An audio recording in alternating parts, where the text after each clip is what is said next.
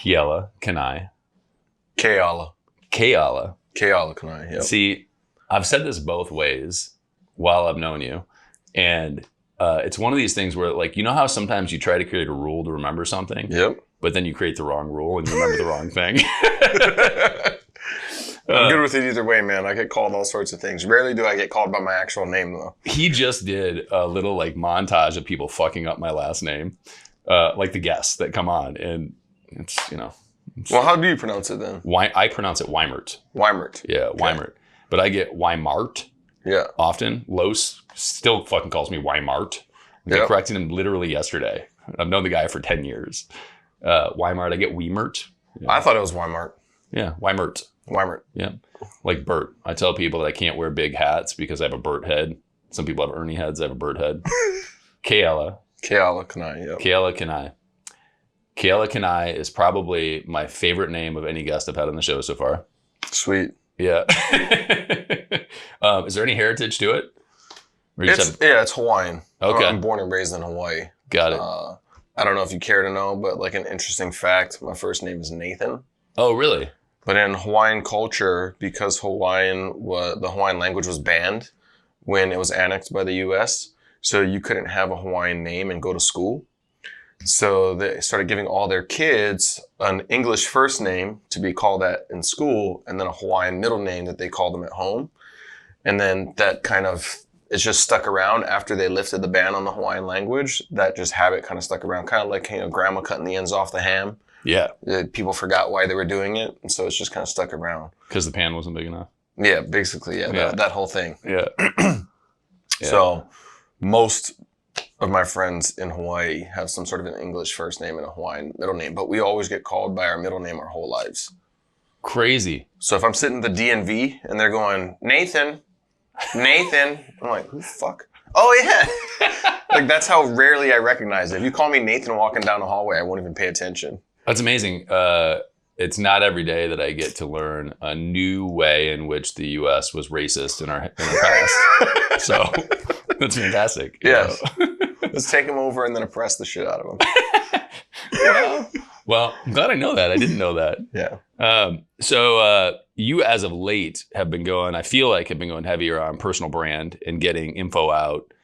I think there are tons of reasons to do this, but give me backdrop, because through that, you tell your story a little bit while you're pushing out social stuff these days. So how'd you grow up in business?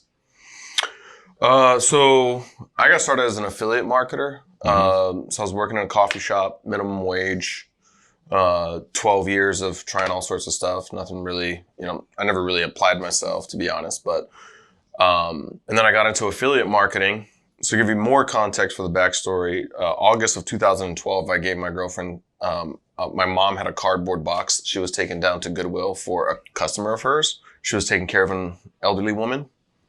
And so August of 2012, I went shopping in that cardboard box for my girlfriend's birthday gift because I had no money. So I gave that to her. And at the time, I was learning a little bit about affiliate marketing. And this was kind of like this breakthrough moment where I'm like, I have really got to take this seriously. And 7 months later, I'd quit my job, had my first 5-figure month, and then made my first $1 million as an affiliate marketer.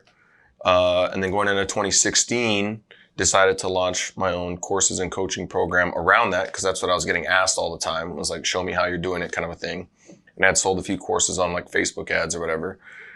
So then we launched November of 2016, the very end of November 2016, right between Thanksgiving and Christmas, when everybody tells you that like the coaching industry doesn't work because you can't buy that and put it under a Christmas tree for somebody, Sure.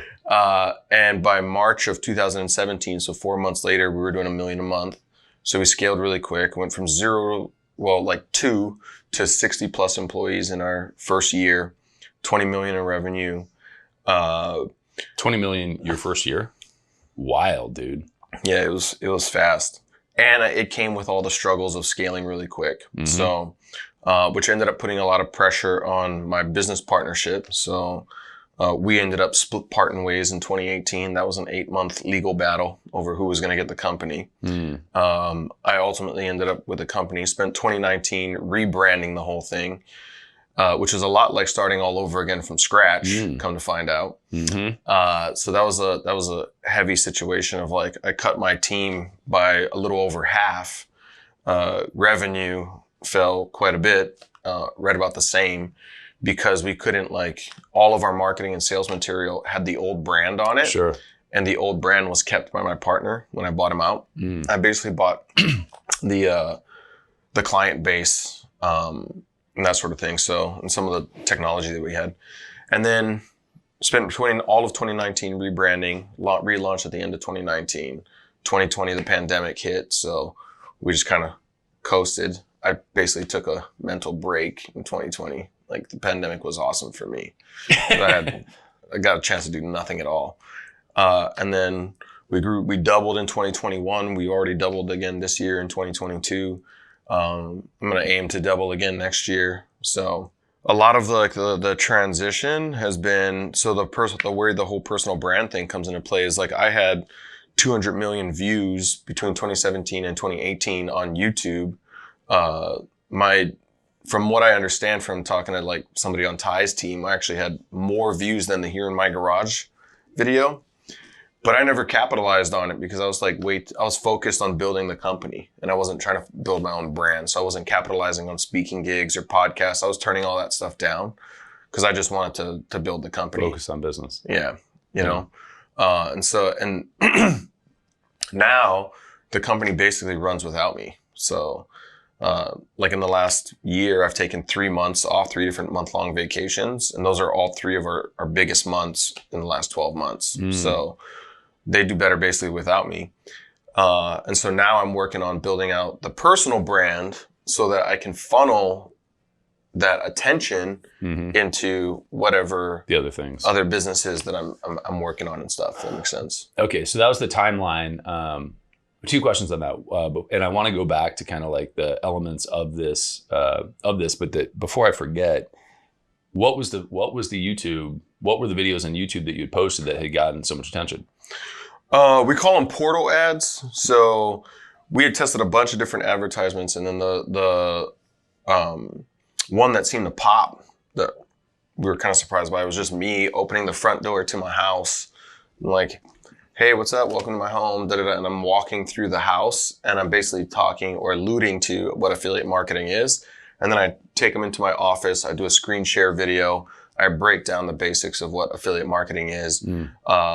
I leverage some big brands there. Like, I show that Best Buy, Amazon, Nordstrom, like all these big companies, they all have the ability for you to sign up as an affiliate. So now I'm kind of standing on the shoulders of giants, these big brands, which offers credibility to the concept. And then I push people from there into a PDF download, and then a thank you page for the PDF download as a webinar registration. And the webinar sold to a low ticket front end, and then that took them to a phone call for the high ticket back end.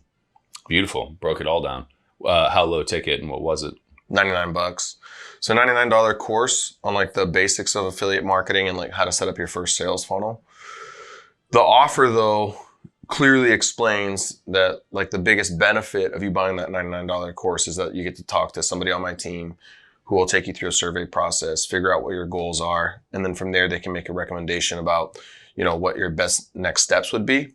So when I make the pitch for $99, I am selling them really on the idea of, like, the course is kind of the bonus, because what you really want is this conversation. Right. And then, once they get into our members area, they go through a little process of completing a survey, and then they can book a call with somebody on my sales team. And then they watch a video after they book the call. They watch a video where I present our high ticket offer. So by the time they get on the phone with the sales team, they already know what that is. There's no, like, bait and switch. The salesperson, they're not, sticker shock when the salesperson offers them a 10K, 15K offer on the back end. And then depending on what they're saying throughout that survey, that really dictates, like, basically whether or not they're going to be a good fit for the program. And the advisors, the salespeople will know from there, like, how to sift based on their answers. So the sales call that you had teed up there, consultative, what's the close rate on that? And what were you upselling to? So we upsell to at the time when we first launched, it was basically like just a year-long mastermind. So you get a once a month training.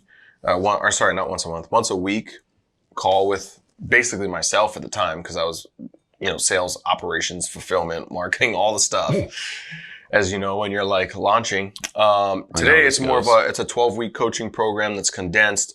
They work with what we call our tutors. So our tutors get them all set up with their business, and then they have 9 months of additional training after that on a weekly call with one of my master trainers.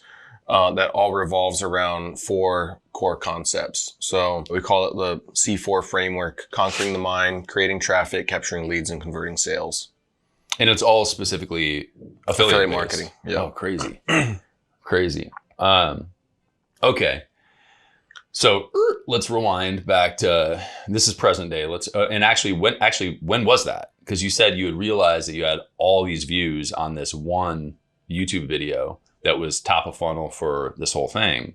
What year was that you dropped that video? That was 2017. Okay. Yeah. A while ago. Tail end of 2016, we launched the ad.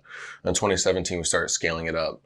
And then interestingly, what we had there was an affiliate. So I had a guy that had reached out to me and had said he was interested in being an affiliate, but we didn't have an affiliate program yet at the time. And so what we did is we duped our whole funnel over and built all the tracking links in to be able to record, track it back to him. He got to the point where he was sending us the majority of our sales, and he couldn't scale it up anymore based on the commission structure that we had. So what we ended up doing was more of a JV agreement where we would pay for the ads, and then we would split the revenue that came out on the back end. And then that's how we were able to continue scaling it up. So it was actually a big affiliate that was running all of that traffic on YouTube at the time. And so we started pulling all of our money off of Facebook and applying it to YouTube, because what we found was on the YouTube platform overall, not just the conversion rates were better, but the watch times were better. So the visitor, how long they would hang in a webinar, which kind of makes sense if you're watching videos. They're there to watch. They're there to watch videos. So they hit a webinar, and then they're willing to stay, right? So the watch times were better. But the thing that was most valuable was what I started to see was the velocity of the sale, the back end sale. So they didn't just buy more often, but they upgraded faster than Facebook traffic as well, which was important because we were doing what I call negative customer acquisition at this point. So at the time, we're spending $500 to acquire a $100 buyer. So I'm $400 in the hole. And so, we're at scale. So eventually we're spending about $1 million, $1.2 million a month on traffic. And so, and not making it back on the front. So those back end sales need to come in order to keep refilling the pipeline. So it's not just the conversion rates, but it's also the rate of conversion. So the velocity through which they buy, because they were coming through and upgrading faster, we had to take the money off of Facebook and apply it more to YouTube, because it allowed us to just cycle that money back into the front end and keep acquiring customers and scaling. If that makes sense. Yeah, totally. And that hit before or after the dissolve with the partnership? Way before, yeah. Okay, so that was happening. So you did scale with that. You had the partner there. Why did you have a partner in the first place? That's a good question, man. I think part of it was probably a little bit, and I think a lot of entrepreneurs go through this, there was probably a little bit of lack of belief that I could do it alone, for one. The dude was really smart, really, really intelligent, really, really good, visionary kind of a thing. And I had learned a bit from him as an affiliate marketer kind of earlier on in my career. But I think probably the biggest reason was just lack of the belief that I could do it on my own. How'd you find him? We had just been friends for a couple of years coming up in the industry.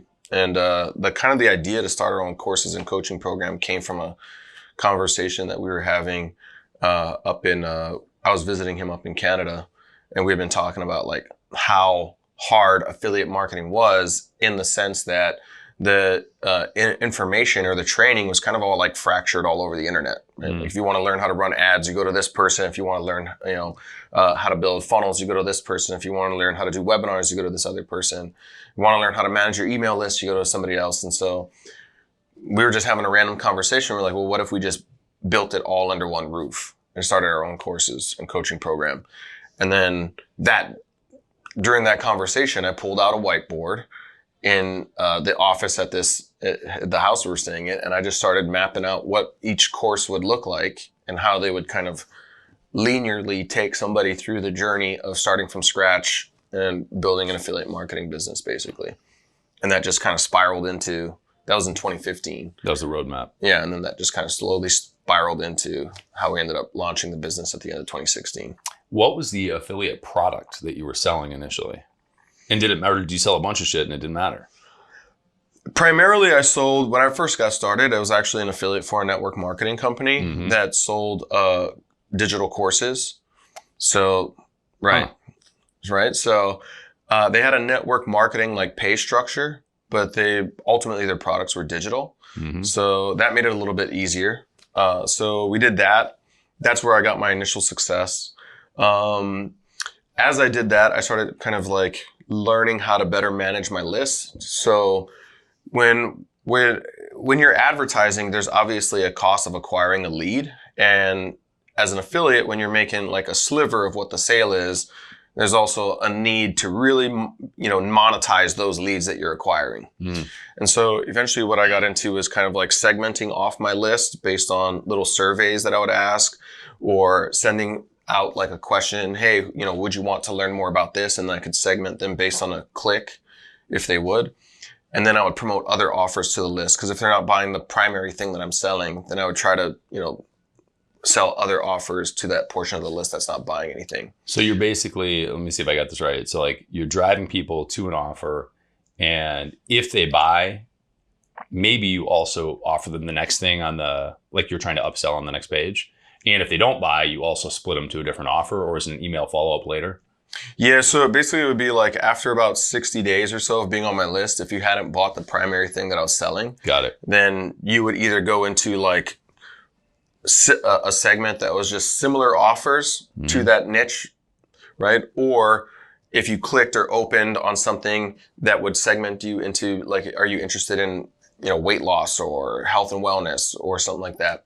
And so I would segment them based on their activity, or at least do my best to. The technology at the time wasn't necessarily the best. It's a lot better today than it was back then. Sure. So yeah, I would sell a bunch of different affiliate offers to them after that 60-day mark. Another thing that we sold that did really well was a online shopping app that you would put on your browser, and it would like, whenever you were looking at a product online, it would show you other places that you could find that product cheaper.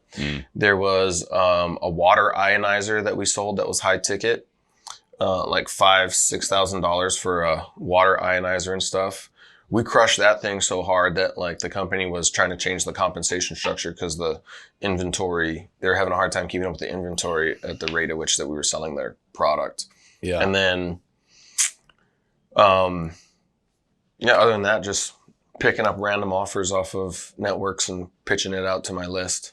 So the affiliate space is perpetually interesting because the drivers behind it are different than if you're creating your own products and selling stuff.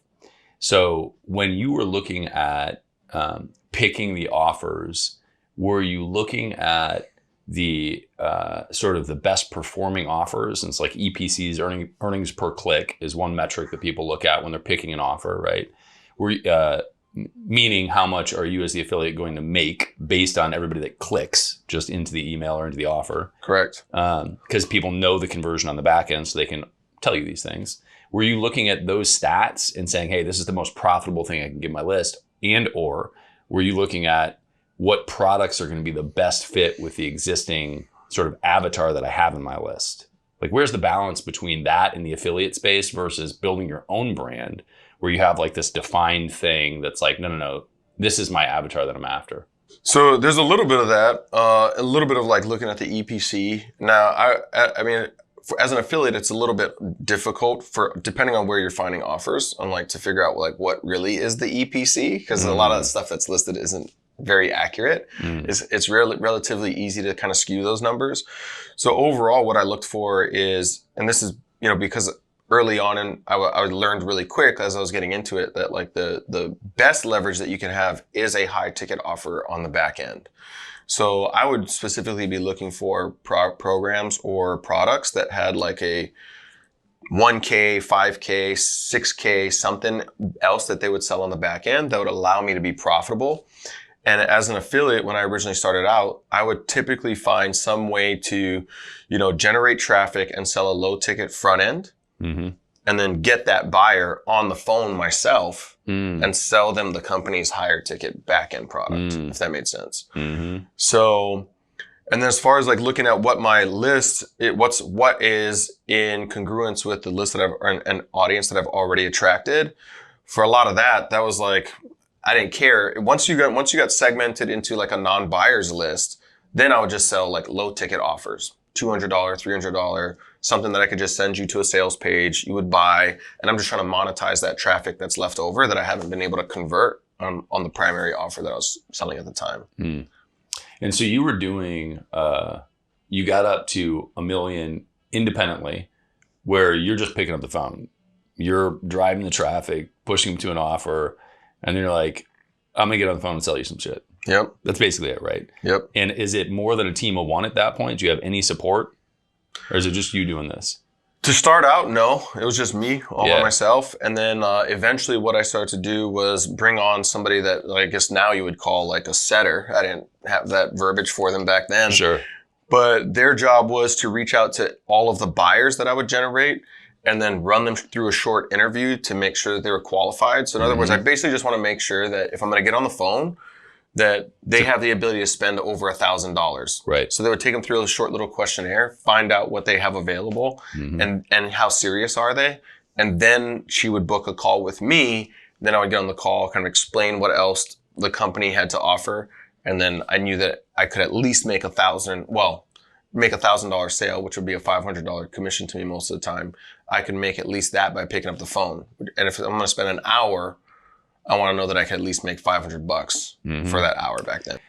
Yeah, that makes sense. And Easy Pay Direct supports many companies, a few of which teach sales training and specifically also offer the ability to provide setters for people. And part of this is that this whole world of selling high ticket offers has emerged in the marketing space, where it's like people have figured out, if I can convert X% of a high ticket, it's the way to make the whole traffic engine work, right? I can make it work. But in one of the beautiful things about business is business across the board, right? And this model functionally has existed in SaaS for quite a long time. Which in Salesforce pioneered this model and pioneered SaaS for that matter, but of what they call BDRs, business development reps, which functionally are setters in the high ticket ecosystem that they then push to an AE, an account executive that is the experienced one to sell the product, right? Exact same model, but now sort of retooled in the high ticket world, which I love. Like I love seeing people, sort of figure it out, but it's like, we all should probably just look at history and be like, what's working, right? How do we just redo the thing that's already working or has? What is different about the process now to sell that stuff versus when you were doing it solo as one person? Or is it functionally the same thing, but you're just now it's not you on the phone and you've got the ecosystem there doing it? It's basically functionally for the most part the same thing. One thing that I would say though that's probably changed is that as that model has popularized, the consumers have gotten more intelligent. Sure. In that space. So they know what's coming. Yeah. Right. They've been through the process before. They know they're on a call to be sold. Exactly. Yeah. Right. Whereas back then, back in like 2013, 2014, I was much better able to position it as like, hey, I'm just going to do a quick consult with you, see if we have something else that might, be a good fit for you. And people would love to like get on the phone, especially because at this point they've seen my ads. There's a little bit of like, starstruck fame that went on into that. Whereas today people are a bit more, I'd say, educated. They know that they have, more options in the marketplace, I would say. So optimizing that process and earning that client's trust on the back end is probably a bit more difficult than it was back when I first started. But other than that, it's functionally the same. I still sell a low ticket front end on the front. So I don't do nobody gets on the phone with my sales team unless they've bought. Because I don't want to do, so I see a lot of people do like direct to a booked call, right? They run an ad direct to a calendar. You can book a call and you get on the phone with the team or whatever. And for some people that works. For me, I just want like the most serious person, the person most likely to spend money with me is the person who's already spent money with me. And so if I can get your attention for about an hour to two, and I can hold your attention and basically pre-educate you on why you need what I have to offer, and you're willing to pull out a credit card and buy, you're going to be much more likely to buy on the back end as well, you know? So that's kind of basically our premise. At one point, and this is something I'll share that like probably a lot of people could get value out of, when we went through the rebrand process, one of the ideas that I had is, well, instead of selling a low ticket $100 offer on the front, why don't we sell a $1,000 offer on the front? So that way we'll only take the cream of the crop off the traffic, and then we'll sell the high ticket offer on the back end of a now $1,000 buyer. Because I'm getting people to watch a webinar anyway, and it's fairly easy to get somebody to spend $1,000 or $2,000 on a webinar. So we relaunched with that model, and there were several things that we discovered. One is, while we 10x'd the price, we probably 50x'd the amount of expectation of what the consumer expected to get for $1,000. Oh, shit. So having a conversation right away with them about spending even more money with us was not necessarily the smoothest. Okay. Which, hey, how did I not see that coming? So a lot of the friction that we ran into on the sales team was like, well, I just spent $1,000 with you guys. Like, I want to make sure that this is going to work first or whatever it is. Right. So they wanted a bit more fulfillment before they were ready for an upsell, which makes sense. That is something that I could have adjusted and moved towards. I had several strategies of like exactly how we could reposition the sales process to make that work. And at the same time, our average customer value coming through that process was still like over $4,000. So our ability to kind of scale up on the front end, there was definitely the ability to do that. The thing that ultimately changed it for me though is like when you look at, so if I'm running advertisements and I'm building an audience and I'm putting them in a list, and I'm only selling though to a fraction of what I used to sell to because I have a $1,000 offer, the engagement on the list started to drop over time, right? So open rates are down, click rates are down, and the overall engagement was down. And so if I look at the business as an ecosystem of like, I'm generating this traffic and I have your attention for a little while. And if this is the quote unquote attention economy, right? Then it actually makes more sense in the long run for me to get as many credit cards on file as I possibly can than to get fewer credit cards on file. Because the moment that you give me some money and some trust, I'm going to hold your attention longer. And I know that for the longer I can hold your attention, the more opportunities I'm going to have to monetize that attention. Does that make sense? Totally. But when I'm selling to a $1,000 offer on the front and I'm taking just a sliver of all that traffic and getting their attention, yeah, I have their attention for a good period of time. And I'm leaving a ton of money left in my ecosystem that's not being tapped into.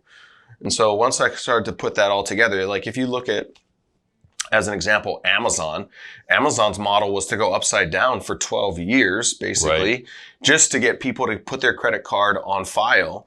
And they knew that eventually, once they had enough people in that network that had a credit card on file, eventually in the long run, they would monetize that audience. And now they're like one of the richest companies in the world.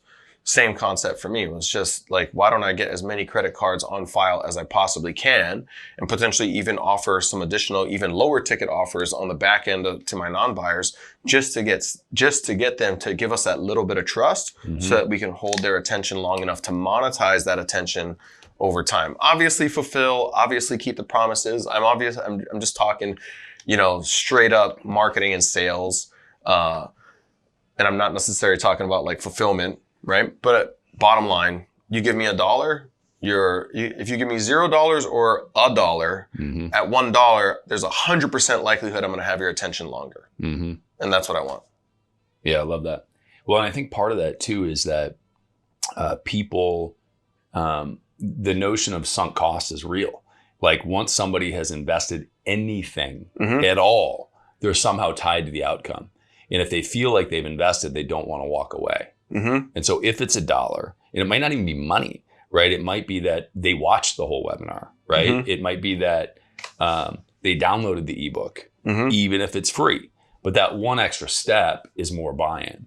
And so it also makes sense that if you have somebody that spent $100, that's then a part of the community, right? A part of your thing, they feel like they bought into a community, right? And they're part of it. And if they didn't buy at all, but they're still part of the community, they're not really part of the community. Exactly. Right?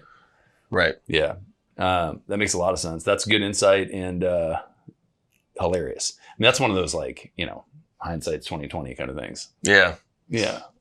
So it took us a little while, but we eventually went back down to the $100 front end. What's the size and scope of the team right now? So you went up to 60, you went to 20 million a year quickly. Was it all off that one YouTube funnel? Yeah, it was 2 ads. 2 ads were driving basically all that traffic. So there was probably 60 or so ads that were tested along the way, but it was really just 2 ads that were just absolutely crushing it. And you went to 60 people quickly.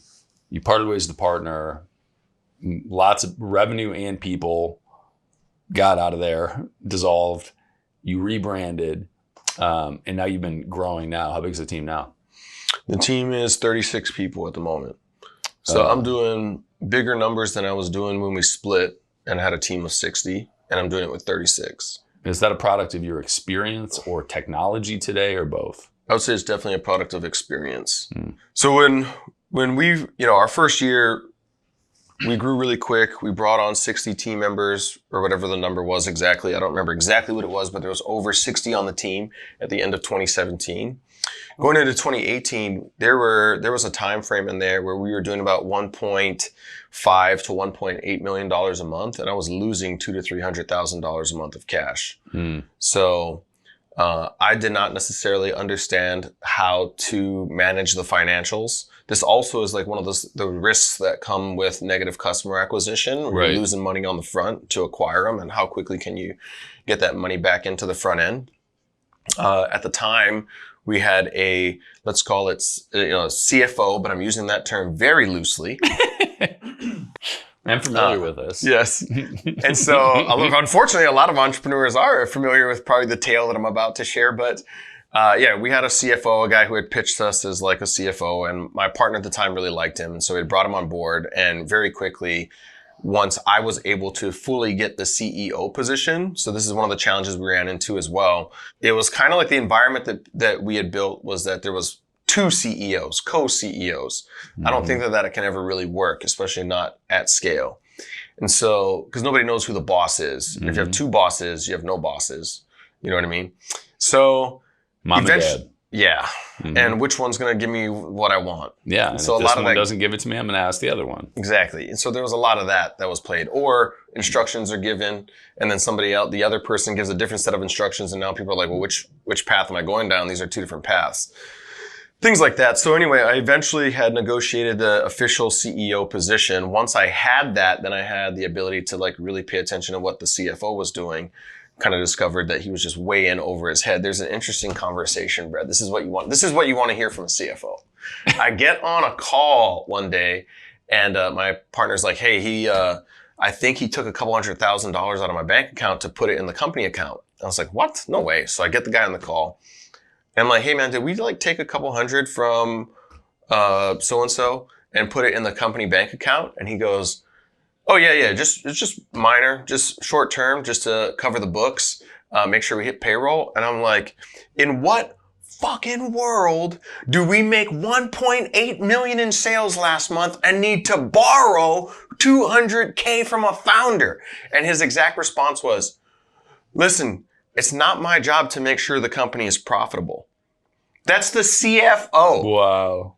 That's like, I'm pretty sure that's your only job. Google your role, dude. Like, and that's when I'm like, that's the moment where I'm like, this guy has to go. So anyway, I get rid of that guy. I turn the company around. I get us back to profit. But that whole process was like a beautiful learning process. And I regret none of it. Like if I had it all to do over again, I would do it exact same way because I can see how it's all served me. But going through that process and realizing how we had gotten into that situation has made me a lot more proficient at building a business today. And a lot more, there's a much more emphasis on the efficiency of all the parts that are moving inside of the business. So right now, we're like right around $600,000 earnings per employee, which is a metric that we watch. Wow. Is to watch like for every head that we add, how much revenue do we add? And we make sure that there's, some good efficiency there, So at $600,000 per employee, that's better than most businesses. I have a really good friend, who works with a lot of COOs. You probably know who I'm talking about. And he'll say that the benchmark is like 400,000. If you're not doing at least 400,000 earnings per employee, you're lacking efficiency in your business. So we've just made this machine that's like super efficient. We're always looking for ways to optimize. We're looking for ways to automate as many processes as possible. And make sure that like when we're adding a head to the business, we kind of look at it like we're either adding a head to the business to either obtain revenue or retain revenue. Those are really the only reasons you add a head to the business, right? It's either going to help us grow, get more revenue, or help us keep customers, which helps us retain more revenue. And so we're watching that in our KPIs to make sure that as we add heads, those needles are moving in the directions that we want them to move. And it's still all information around how to be an affiliate. Yeah. Amazing. What are you using to track those KPIs? A gargantuan set of spreadsheets, bro. We use different tools at different sectors of the business, right? So in marketing, we use Hyros. And then we also have our own custom. One of my guys that I taught media buying to, who eventually I knew was going to probably outgrow the business and leave and want to start his own thing. Eventually, as he was ready to do that, and we had many conversations about this before he left, I made sure that I partnered with him on his agency. And so we're partners on his agency. As iOS was rolling out, the whole iOS 14 thing that everybody was freaking out about in 2020, he figured out how to create his own tracking that kind of worked hand in hand with Hyros. And so we're able to feed the data back. So we have a little bit of a custom platform, a bit of Hyros that gives us all of our marketing data primarily. The webinar and all those platforms, our email platform, they all give us the data that we need there. Inside sales, we use Close. I think it's called close.com, Schedule Once, and all those tools. So they give us all of the data that we need for this to manage the sales team. And on the back end, we use, I forget what support desk we're using, which is great that I can forget those things now because there was a time when I was answering support tickets with a lot of cuss words, actually. I'm not the guy that should be on a support ticket. That's not great protocol. No, it's probably not best. Like somebody please come in here and figure out how to optimize this. But whatever our support desk is, I forget at the moment, it might be Fresh Desk or something like that. That gives us the data on the back end. And obviously the CRM will tell us like what the refund numbers and revenue numbers are. Basically, we have a couple of overseas data entry people that will pull all the data and plug it into spreadsheets. And we have like a massive spreadsheet that feeds to the other spreadsheets for all the other departments. I'm aware that other people are like building out cool dashboards and Google Analytics and these things. We've just never found those to really, at the end of the day, be the best way for us to see everything that we want to see. And so right now we're working with another company that's like trying to figure out how to build us some custom dashboards so you can kind of see it more visually. But for the most part, it's a monstrosity of spreadsheets. Yeah. Well, I was talking about this with somebody the other day because I was talking about Excel, and we have this just nightmare of a licensing thing with Microsoft because at some point we bought licensing with Microsoft through some third-party vendor, right? But then our licenses sit here, and Microsoft doesn't really know what's going on with them. And then an employee left, and they had access to it, And now we're trying to like reconcile the licenses across the domain, and Microsoft doesn't know how to do it. And somebody was like, why the fuck are you using Excel? And I was like, kind of because you have to.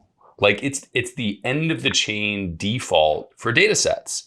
So in order to move things from platform to platform, it's the reliable thing, right? Like you can export it from any platform and then you're in Excel. And what you're doing is living in the spreadsheet. And that's just how it has to go sometimes.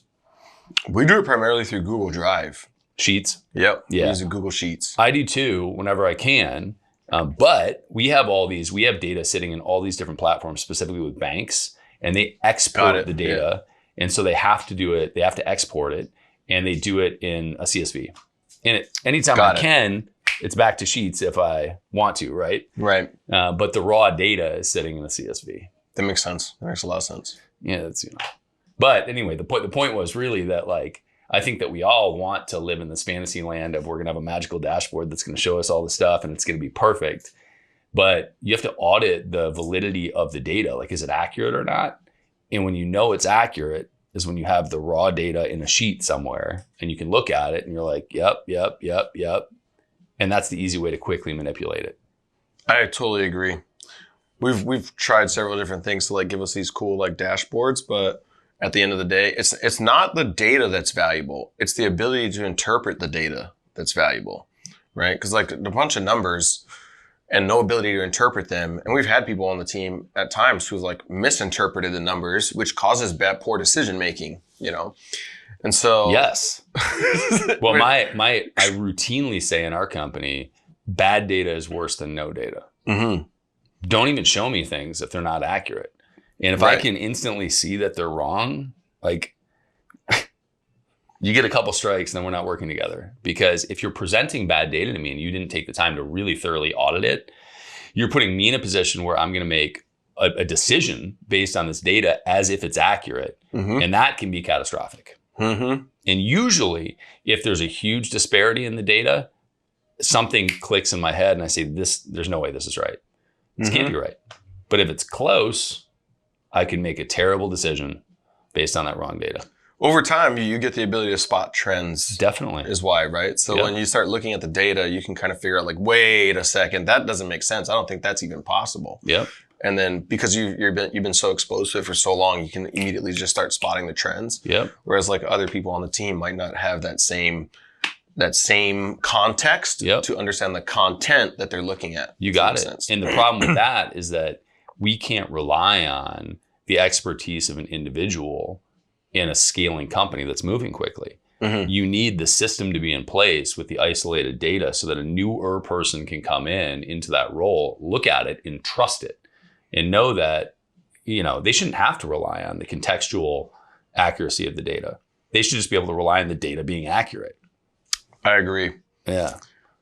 And then at the same time, like in business, there's just so many numbers that you can look at. Right. That, I mean, you could spend your whole fucking day. A lot of people do. Yeah, totally. Just looking at numbers. And it's like trying to decipher what numbers matter most and that we should look at every day. Like as an example, earlier today, you asked, what our conversion rate is on our back end. And the truth is, I don't know what the conversion rate is on the back end because I don't watch that number. The number that we watch, the primary KPI for our sales team, and I think this is probably like undervalued by a lot of sales teams, is what we call average appointment value. So the moment that we book an appointment on a calendar across the entire sales team, what is the value of that appointment? And then we hold the team accountable to raising that number as we start to see, that it's trending to like, we can definitely hit this and it starts to kind of stabilize. Then we'll like bump it up as one of the KPI goals. Is like, let's get the appointment value up. The reason for that is, several things. One, the sales team lies. That's shocking. Crazy, I know. That's shocking. Right? Then a bunch of people who are incentivized by commissions are like, well, how do I fudge this? So what we found is when we tried to measure like average call value or something like that, or close rate, what people will do is fudge the numbers and say like, I didn't talk to that. That customer didn't buy, so I didn't actually talk to them. Right? And so they'll misreport in their spreadsheets to fudge their numbers.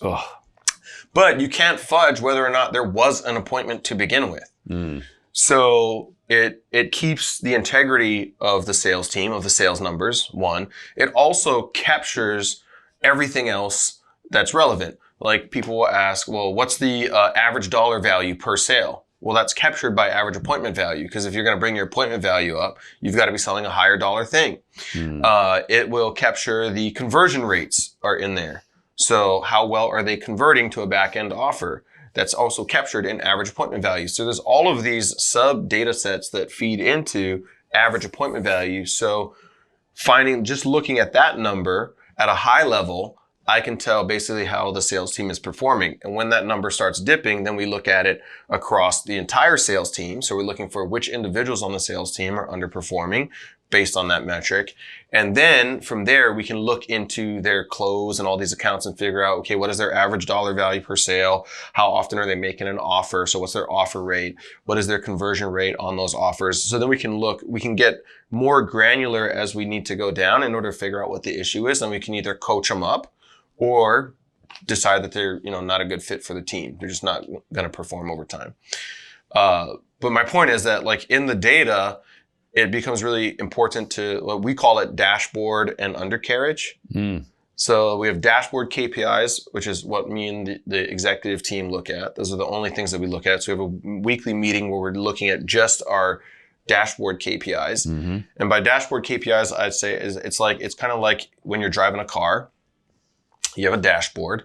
You don't see all the data of the vehicle. You basically just see like speed, temperature, how much fuel you have, these things. You see enough to know, am I going to arrive alive, on time, and, safely? Those are basically the only things that you can tell, which is what you want to be able to know in goals or the achievements for the month, right? It's like, are we going to arrive at our destination, at our goal, alive, healthy and safe?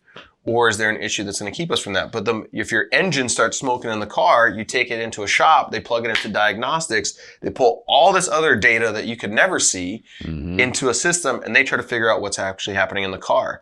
Same thing in data sets with the team. It's like dashboard KPIs and undercarriage KPIs. The undercarriage KPIs are filtered by data entry, so they're putting it all in there, and we can see it, but at the director level, trying to lead the team, we're not looking at it until something on the dashboard goes yellow or red, if that makes sense. Yeah, I love that. And then we have to pull it out and figure out what's causing that. I love that.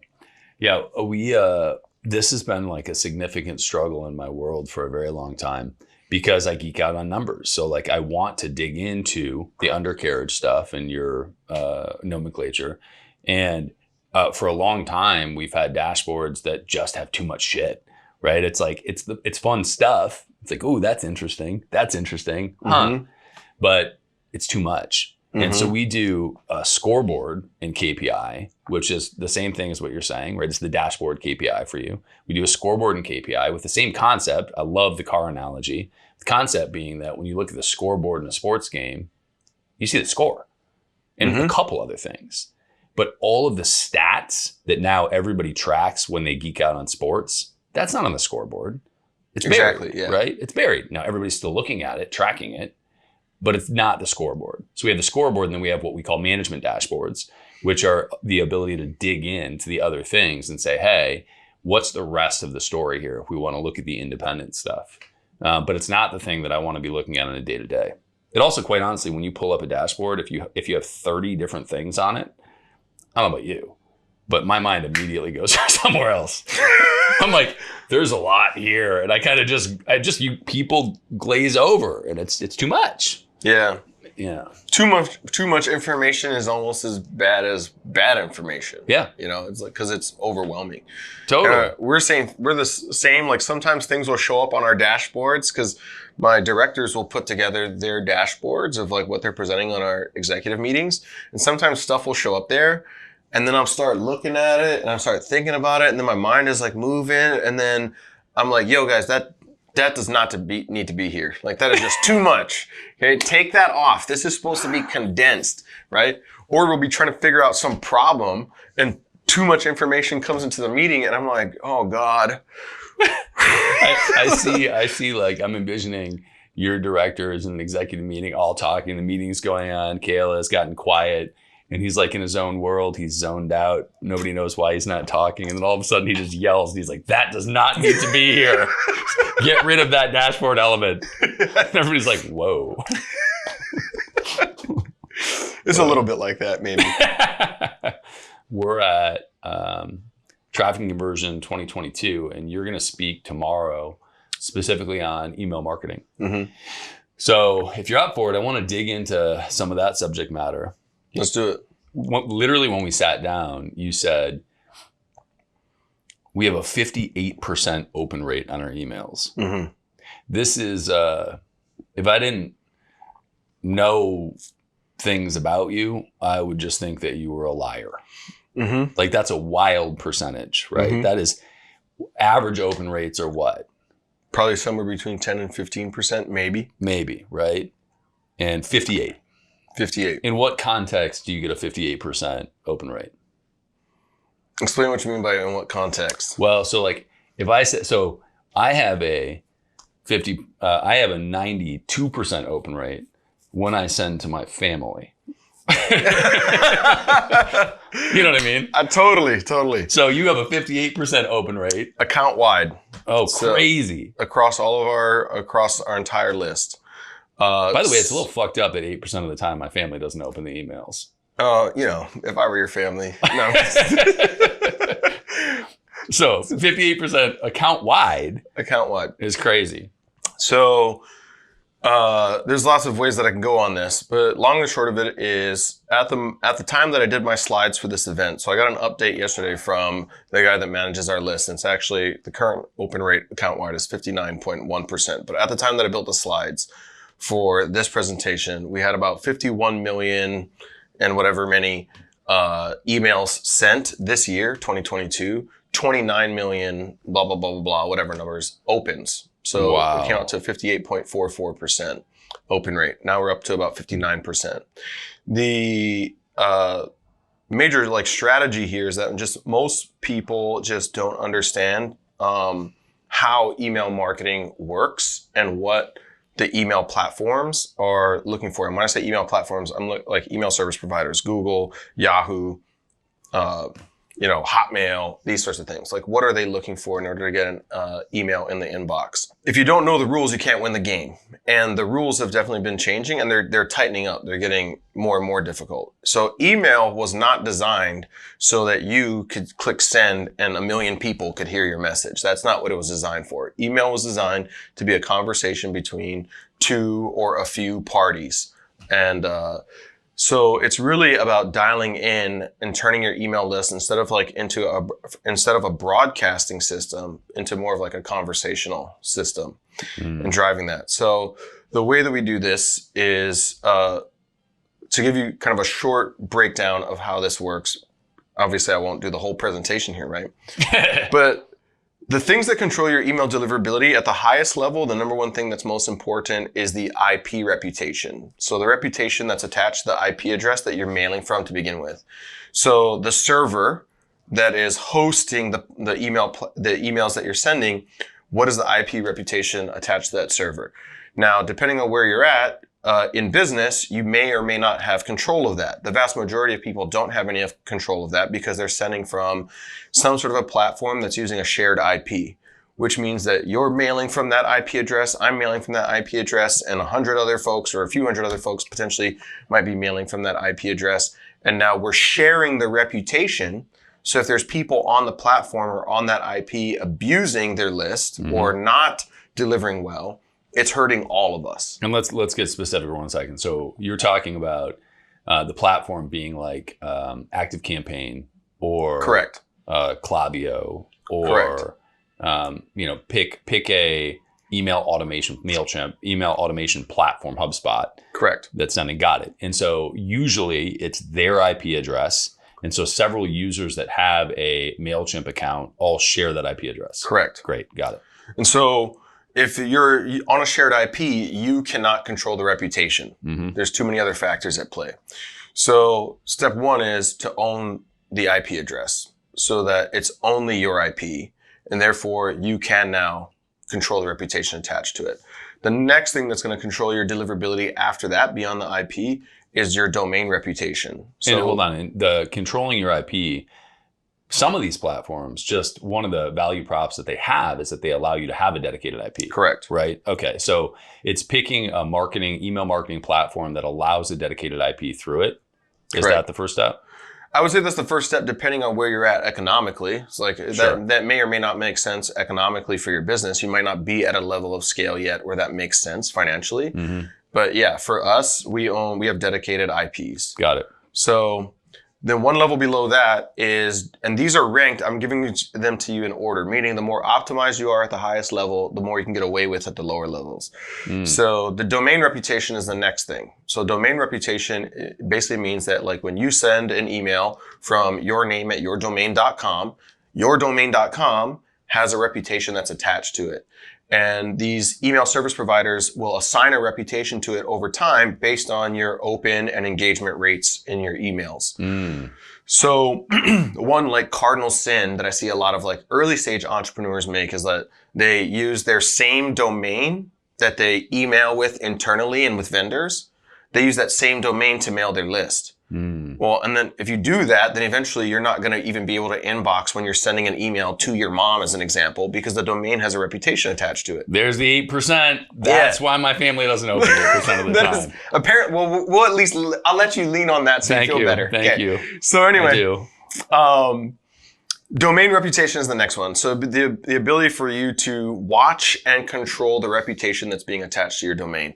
After that, you get into the basics. It's content and it's links. So content is what do your emails say? Like if you're using a term like Viagra or sexual activity or whatever, you're not going to inbox, right?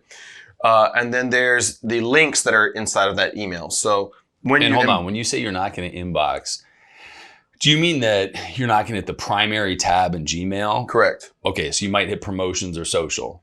Those are the three tabs. Well, if you're using some of those words I just gave you, you're probably hitting the spam. Yeah, okay. But yeah, so we consider inboxing the primary tab on Gmail. Got it. Okay. Anything less than that is like not quite the inbox because you don't check those other tabs. And no, that's for sure. And how do you assess before you get to the next layer down? How do you know what the words are that you're not allowed to use? I mean, obviously there are some that seem pretty clear, but how do you know? Well, you can find these lists online of like kind of your spam trigger words, but that's a little bit misleading because it's really not just the trigger word, it's the context in which you're using the word as well.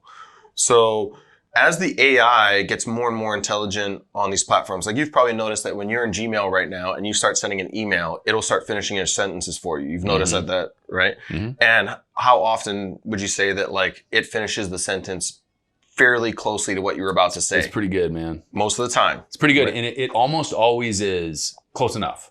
And in fact, it's not always my character, my personality. I'm like, I wouldn't normally say that, but fuck it. But it's so easy to hit tab and just, yeah, exactly. It's easy enough to just hit the button and keep going. So that AI is developed from understanding like when you speak to this person, whoever you're sending an email to, what are the contexts usually of your conversations? Generally speaking, what are the contexts of the conversations that you're having when you're sending emails? So it's pulling that information in and trying to figure out how to finish your sentences for you, right?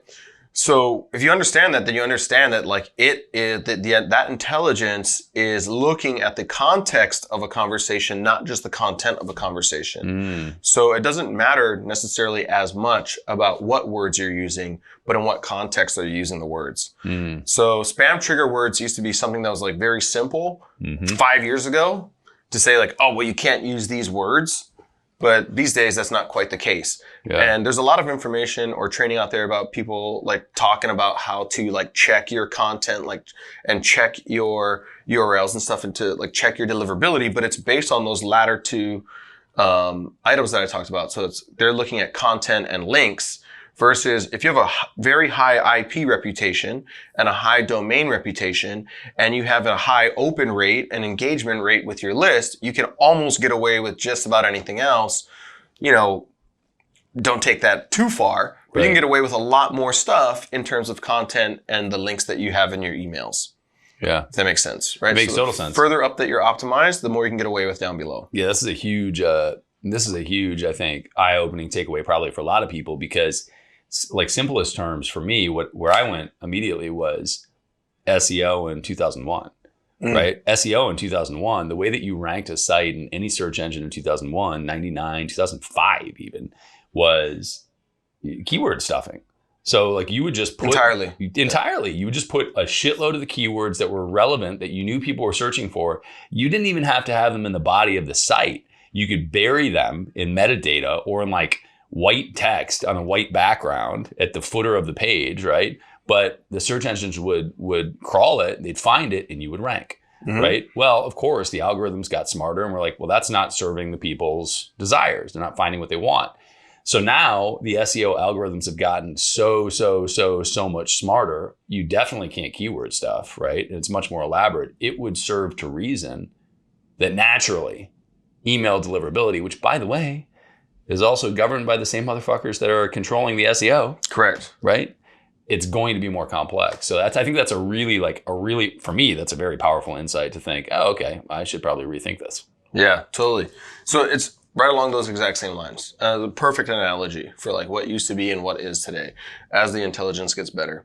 So in 2021, I stepped back into my marketing team. I had stepped out for a little while.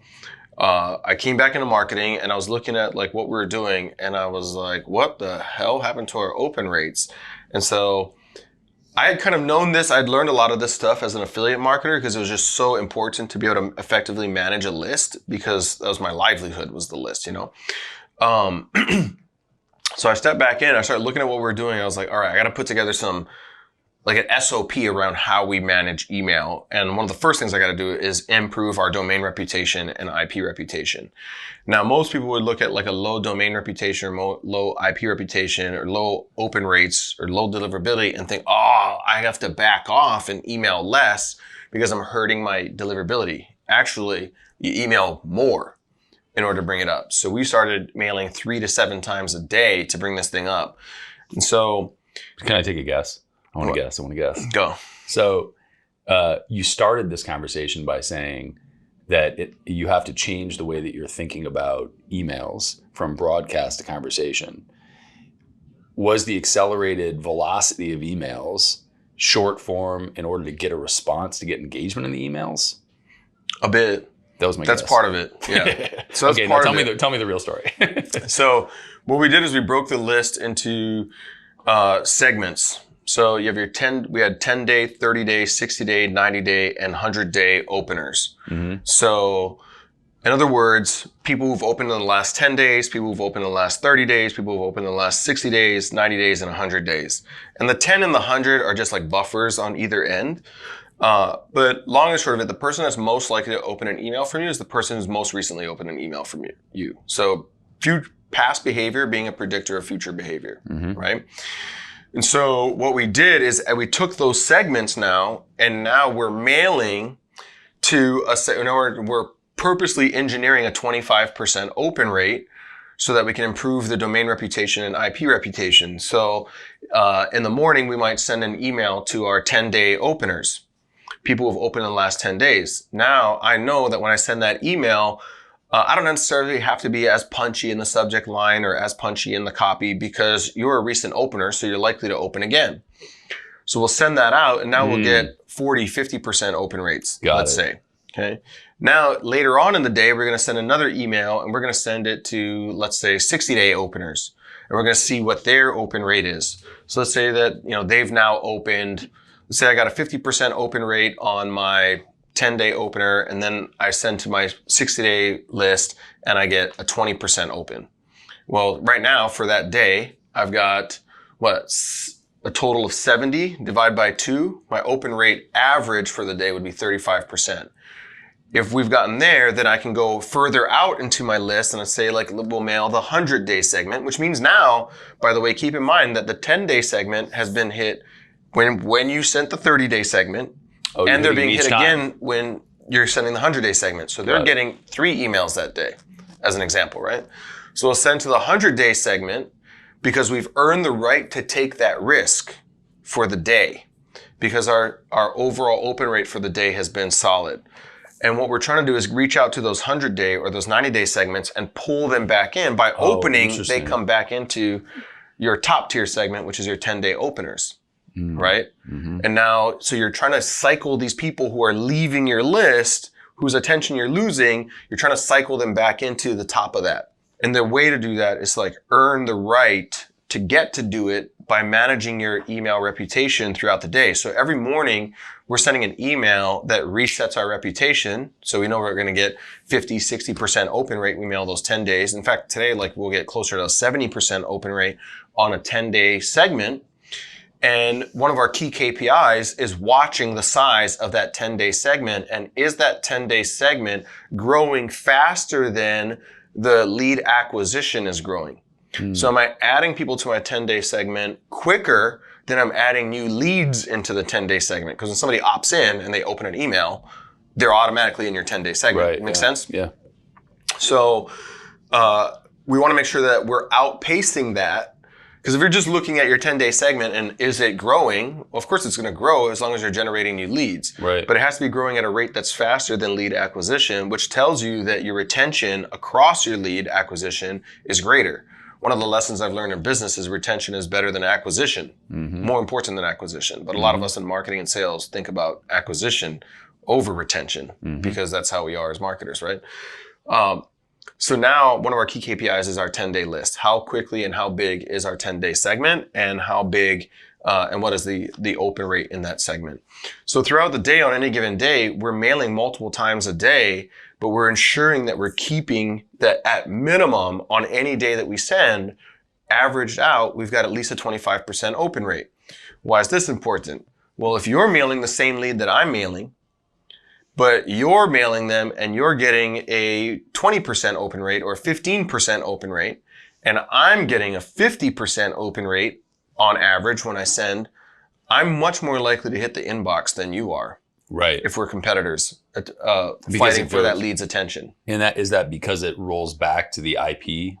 Correct. Where if the domain, not the domain, but actually the ISP that's sending from the dedicated, the score of that is going to be higher because your open rates are 50%.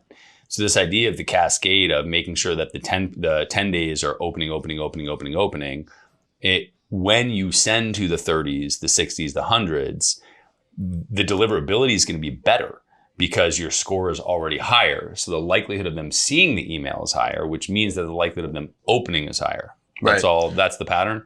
And once you train them opening, you also get those little yellow labels and stuff that light up in their inbox. Once you train them to start opening, Gmail will start prioritizing your email in their inbox as well. Another trick that we do is like we incentivize replies a lot. So we ask for replies. So we'll offer something out and then we'll tell them like, hey, in order to get this, just, click here and tell us yes. So what you can actually just embed, you can say, click here, tell us yes, or you don't want to typically use the words click here, but send us a reply here.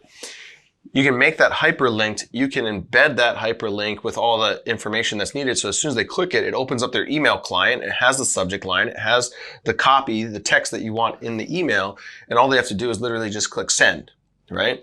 But that send becomes a reply. Yes. And then I have VAs that watch our inboxes all day, every day, and they manually reply back to everybody who replies to our emails. So we're building this two-way conversation, which is the other thing that email service providers want to see. They want to see that you're actually having a conversation with your audience. So if I'm getting 5% or 10% of my audience on an email send to just reply because I'm willing to, put them in a drawing to win a $1,000 Amazon gift card, or I've just dropped, a PDF for them or a cheat sheet for them or a video for them or something like this. And all they have to do is click one little link, send a reply, we reply back with the content that they asked for. But if you're seeing that as an email service provider, as Gmail, you're seeing that, hey, when Brad sends an email, a percentage of his list replies and he replies back. That's why we invented email to begin with, is for that conversational component, right? So those are the other things that are like boosting your IP address, your IP reputation, and your domain reputation as well. There are ways to automate that, right? So there are ways to say, hey, we sent an email, reply to this, and the link that you referenced is a mail to link, right? They click and it's the the code for that is mail to : and it's PHP. That click it, opens the mail client. You can pre-populate the email, the whole thing. They send that. You could use any or many marketing automation platforms to say, hey, if they send this email, click this link, yada, yada, yada, it puts them on a list and then automatically spits out another email. Is that bad? Even if and that also could be the case where you're sending from your domain that you send from that's dedicated. Do you still want a manual response to that to get the engagement? Yeah, we still want a manual response to that so it doesn't look like canned responses that are coming back to them. Got it. So it basically tells the email service provider that there's like another human being that is following back up with all of these inbound messages. And what is it that indicates that? Because you can't, like I know in HubSpot, I can send directly from our EasyPay Direct server, right? We can go from the same mail account that we send the rest of our internal emails from HubSpot. Just not with, there are limitations to it, but I know that you can do that, but you still want to do an actual account? Yeah, we still want whatever domain address that we mailed from, we want them replying directly back to that same exact address because that's what tells us that it's a reply, right?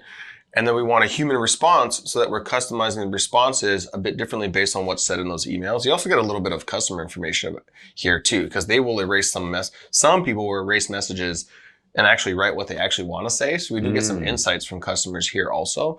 But I mean, if I'm paying somebody overseas, a VA, $5 an hour, $6 an hour, and a few of them to just manage an inbox, the input versus output, the return on that dollar is so good. Why wouldn't I just invest in an actual human being there to make sure we have that human element in all the responses? To give you an idea of what this is worth, so most people don't know this, and I was actually talking to Amanda Holmes. Do you know Amanda Holmes? Yeah, Chet Holmes' daughter. Yeah. Her and I were talking recently, and she said that on average, for every dollar spent on email marketing, it's $42 in return. Ours is $126. So for every dollar I spend on email marketing currently, we make $126 back. That's far better than any ROAS that you're getting from basically any other platform. So why wouldn't I just keep investing and making sure that we keep pushing that number up as high as we can? And I look at email as an advertising platform that I have just more control over, right? It's just another advertising platform. I have more control over it than I do on something like Facebook or YouTube. So our ROAS there is better than it is anywhere else. I dig it. Well, I have roughly 17 other questions that all have derivatives that would have more interesting things that I need to learn. But I also know that we're at time. So Keala, where do you want to send people? Where should people go to find out about you? Best place right now is just Instagram. Find me on Instagram, Keala Kanae. It's got 10 letters, but 47 vowels in it, so it'll be hard to find. But find me on Instagram. That's probably where I drop some of my, I'm more consistent on that platform. I've got a lot of good content on YouTube. I basically share everything that we do in our business on YouTube as well. So that's another place to find me. Know that if you follow me on Instagram, though, you are likely to be reached out to by some spammer, some scammer, asking you to send them Bitcoin or something like that. And that is definitely not me, just so we're clear. Also, to be clear, do I keep calling you Keala and it's actually Keala? Keala. Keala. Yeah. Keala is the way. So I feel better about myself. What percentage of the time do people fuck up your name? Well, you're the first one that ever got it right. I feel good now. Okay. 99% of the time I get called something other than my name. I'm just used to it, man. Okay, good. Well, I feel better about that now. Keala, fucking awesome hanging out, man. I'm so glad you spent some time. Thanks for having me, Brad. Definitely. You're the man, dude. I appreciate it. We'll talk more.